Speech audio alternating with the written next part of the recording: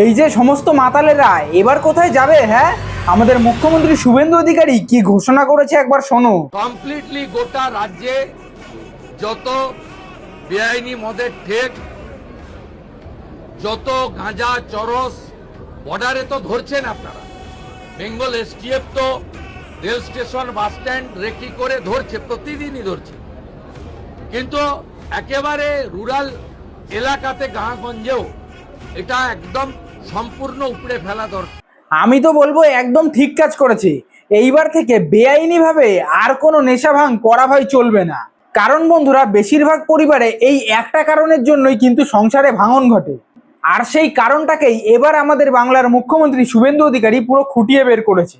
যাই হোক বন্ধুরা, এটা যদি আমাদের মুখ্যমন্ত্রী করতে পারে তাহলে মনে করব যে না, এত বছর পর বাংলায় একটা সাহসী মুখ্যমন্ত্রী পেয়েছি, যে কিনা ঠিককে ঠিক এবং ভুলকে ভুল বলতে এক পা পিছোয় না।